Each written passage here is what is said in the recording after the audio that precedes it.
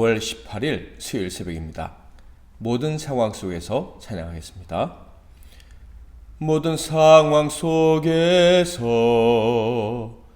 주를 찬양할지라. 주는 너의 큰 상급 큰 도움이시라. 주의 얼굴 구할 때 주의 영을 부으사 크신 사랑 안에서 주를 보게 하소서. 내 영혼이 확정되어 싸우니 믿음의 눈 들어 주를 바라봅니다. 내 영혼이 확정되어 싸우니 믿음의 눈 들어 주를 바라봅니다.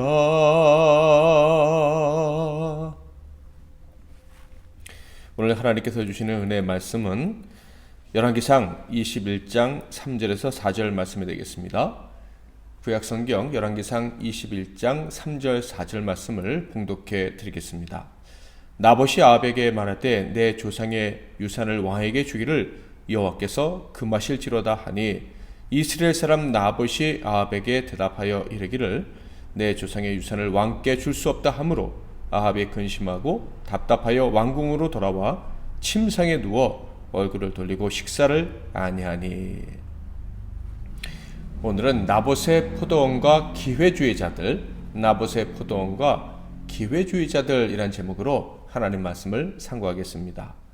아합 왕 때 3년 6개월 동안의 공포스러운 기근이 끝날 때 이스라엘을 향한 하나님의 책망이 있었죠. 엘리야가 이스라엘 백성들을 다음과 같이 교훈했습니다. 18장 21절 엘리야가 모든 백성에게 가까이 나아가 이르되 너희가 어느 때까지 둘 사이에서 머뭇머뭇하려느냐. 여호와가 만일 하나님이면 그를 따르고 바알이 만일 하나님이면 그를 따를지니라 하니 백성이 말 한마디도 대답하지 아니하는지라. 왜 머뭇머뭇하느냐라는 책망이었죠. 바르게 걷지 못한다는 말입니다. 이쪽 갔다 저쪽 갔다 왔다 갔다 하니 마치 절뚝거리면서 걷는 것처럼 보인다라는 이야기입니다. 이 책망을 통해서 알 수 있는 것이 무엇입니까? 좋게 보면 아직 이스라엘 백성들이 여호와 하나님을 완전히 버린 것은 아니었다 하는 것이에요. 그렇다고 해서 하나님을 기쁘시게 해드리는 참된 믿음의 삶을 살았던 것도 아니었죠. 그들은 하나님을 여호와를 산의 신이라고 오해했고요. 세상의 신은 골짜기의 신, 풍요의 신, 농사의 신이라 생각하는 경향이 있었습니다. 그래서 세상에서 얻을 수 있는 것, 산에서도 얻고 땅에서도 얻기 위해서는 하나님도 섬기고 바알과 아세라도 섬겨야 된다. 이런 거짓된 미혹에 넘어갔던 것이죠. 게다가 그들의 왕들이 계속해서 이 거짓된 신앙을 강요하고요. 바른 지도자들도 만나기가 어려웠겠죠. 왜냐하면 지도자들, 참된 선지자들을 이 왕들이 박해했기 때문입니다. 그래서 그런 상황 속에서 백성들은 자신들도 모르는 사이에 기회주의자가 된 거예요. 이리 붙었다 저리 붙었다. 자기의 밥줄을 위해 자기의 생명을 위해서 중심도 없이 왔다 갔다 하는 삶을 살고 있었다라는 거예요. 열왕기상 21장에는요. 그 누구보다도 이스라엘의 왕 아합이 가장 우유부단했고 기회주의자였다는 것을 보여줍니다. 그가 기회주의자의 화신이었기 때문에 백성들 역시 그런 죄에 빠질 수밖에 없었음을 알려주고 있는 거예요. 자, 그런데 이스라엘의 왕이 우유부단함과 그 기회주의의 극단을 보여준 때가 언제입니까? 그때는요. 하나님의 은혜로 말미암아 절대 이길 수 없었던 아람과의 전쟁을 두 번이나 이겨낸 후였습니다.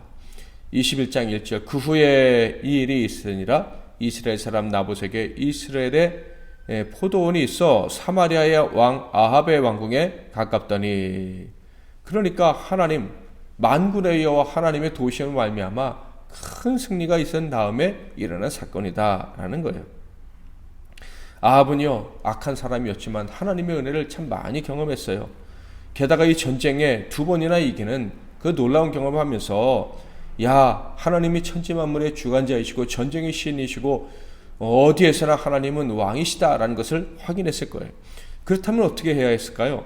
당연히 하나님께 늘 감사하는 삶을 살아야 했을 것이고, 하나님이 주신 법에 따라서 살고 백성을 그 법에 따라서 가르치려고 해야만 했을 것입니다.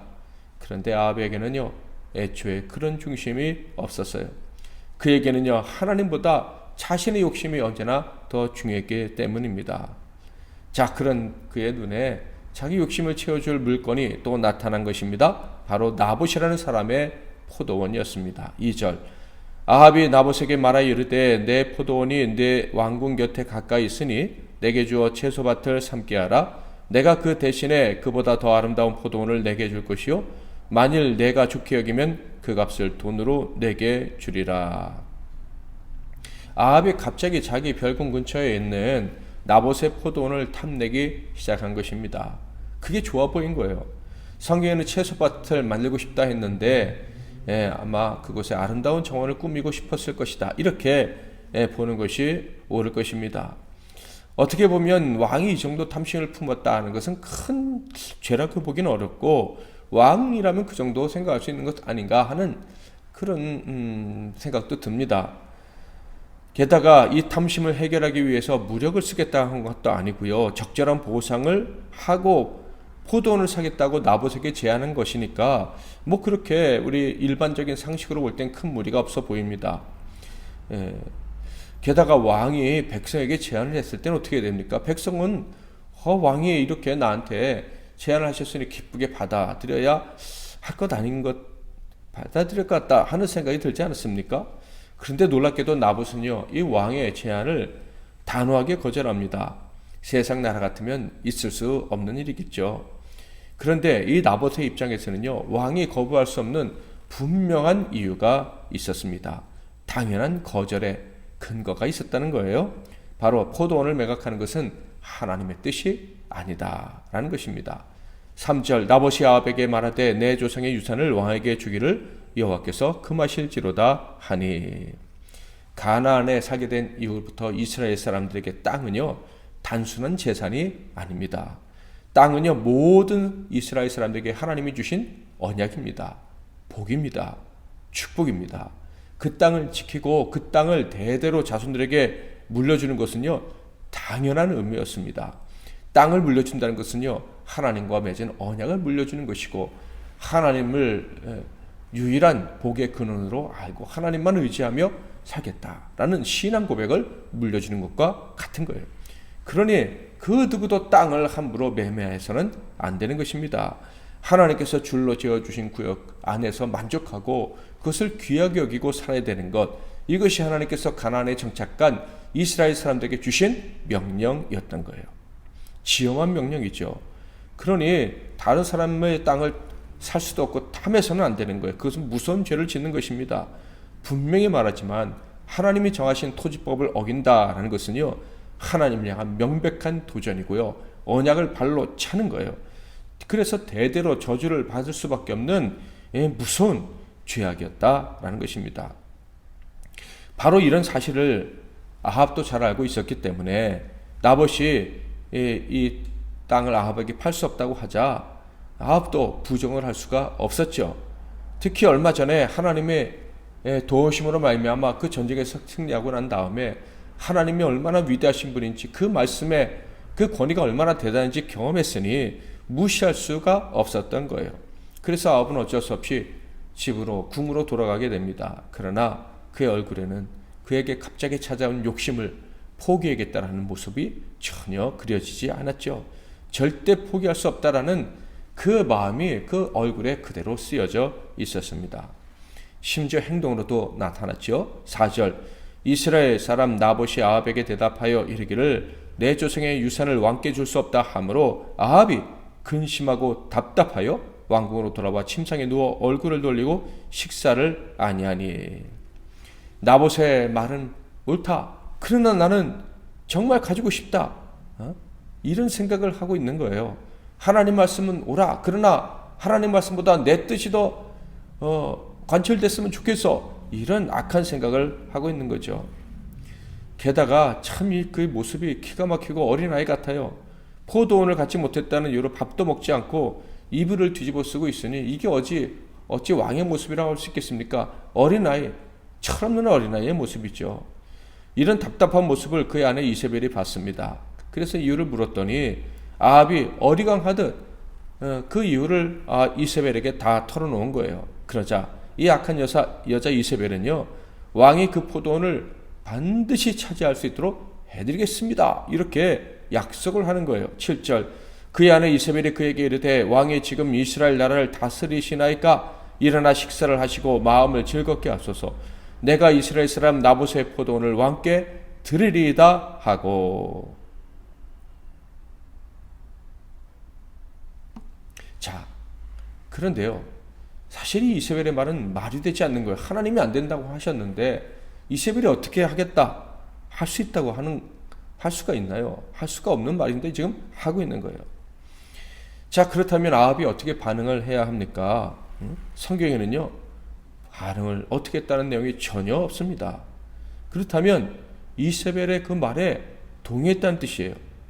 하나님 말씀 분명히 노인데 이세벨이 그것을 예스로 만들겠다고 하자, 그것이 충분히 잘못된 방법이 될 것이다라는 것을 알았음에도 불구하고 그러면 안 돼, 하나님이 정하신 법은 어기서는 안 돼, 이렇게 말하지 않고 입을 꾹 다물고 있었다라는 거예요. 그러니까 그는 하나님의 권위를 인정하고 하나님 말씀에 순종을 했다가 또 자기의 이익에 맞지 않으면 불순종하는 그런 삶을 반복하는 사람이었다는 거예요. 이익에 따라서 하나님의 법에 순종했다가 또 이세벨의 법, 그 악한 법에 올라타는, 그것도 너무 쉽게 왔다 갔다 하는 자였다 하는 거예요. 욕심이 이끄는 대로 자신에게 이익이 되는 대로 줄을 서는 그런 기회주의자였다, 기회주의의 화신이었다라는 거예요. 당연히 이세벨의 계획은 악할 수밖에 없었죠. 하나님의 뜻과 정면 대응하는 것이니까요. 자, 그런데 놀랍게도 이 악녀는요, 이 아합이 꼼짝하지 못했던 그 하나님의 법을 정면으로 대항하지 않았습니다. 그러니까 하나님의 법이 크냐 왕의 법이 크냐 이런 식의 방법을 쓰지 않았던 거예요. 그래야 하나님의 법이 크지, 하나님의 법을 어기면 안 되지 하면서 다른 방식으로 그 땅을 빼앗아온 것이죠. 이것이 사탄적 지혜입니다. 교회 내에도 악한 자들이 숨어 있을 수 있는데 그들 역시도 언제나 노골적으로 하나님의 법을 어기진 않죠. 이것이 하나님의 법입니다 라고 하면서 사탄을 기쁘게 하고 하나님을 대적하고 하나님의 사람들을 괴롭히죠. 이세벨이 그런 방법을 쓴 것입니다. 나봇에게 누명을 씌워서 상속자가 없게 만들어서 왕이 자연스럽게 그 땅을 차지하게 만들 계획을 세운 것이죠. 8절부터 10절을 볼까요? 아합의 이름으로 편지들을 쓰고 그인을 치고 봉하여 그의 성읍에서 나봇과 함께 사는 장로와 귀족들에게 보내니 그 편지 사연에 이르기를 금식을 선포하고 나봇을 백성 가운데 높이 앉힌 후에 불량자 두 사람을 그의 앞에 마주 앉히고 그에게 대하여 증거하기를 내가 하나님과 왕을 저주하였다 하게 하고 곧 그를 끌고 나가서 돌로 쳐 죽이라 하였더라. 누명을 씌워서 돌로 쳐 죽이라 합니다. 그런데 약한 명령을요, 나봇과 함께 사는 장로와 귀족들이 그대로 이행했다고 합니다. 그래서 나봇은 죽임을 당했고요, 아합은요 어린아이처럼 기뻐서 그 포도밭을 차지했다고 합니다. 16절, 아합은 나봇이 죽었다함을 듣고 곧 일어나 이스라엘 사람 나봇의 포도원을 차지하러 그리로 내려갔더라. 어떻게 이렇게 됐느냐? 왜 나봇이 죽었느냐? 하나도 묻지 않습니다. 자기에게 이익만 된다면 어떤 법이라도 나는 받아들일 수 있고 따를 수 있다. 이것이 아합의 태도, 기회주의자의 화신의 모습이죠. 여러분 확인하셨습니까? 이스라엘 왕의 기회주의적인 태도를. 그래서 결국 그의 백성들, 그 백성의 지도자들이라고 하는 왕 귀족과 장로들까지도 기회주의적인 태도를 보였던 것을 확인하셨습니까? 심지어 그 귀족들과 장로들은요, 같이 살던 이웃이자 동료이고 또 후배일 수 있었던 이 사람을, 그리고 성실하게 살았던 그 사람을, 하나님의 법대로 살았던 그 사람을 거짓 누명을 씌워서 죽였습니다. 자신이 살기 위해서, 자신이 손해보지 않기 위해서, 하나님의 법을 말하던 자들이 그 법을 어기고 악의 편에 선 것입니다. 결국 이 사람들과 아합은요, 하나님의 심판의 예언의 말씀을 들어야 했습니다. 하나님께서는 아합에게 속한 남자들을 다 멸하겠다고 하셨습니다. 그리고 그들과 특별히 그의 아내 이세벨의 비참한 죽음도 예언하셨죠. 23절 24절 이세벨에게 대하여도 여호와께서 말씀하여 이르시되 개들이 이스라엘 성읍 곁에서 이세벨을 먹을지라. 아합에게 속한 자로서 성읍에서 죽은 자는 개들이 먹고 들에서 죽은 자는 공중의 새가 먹으리라고 하셨느니라 하니.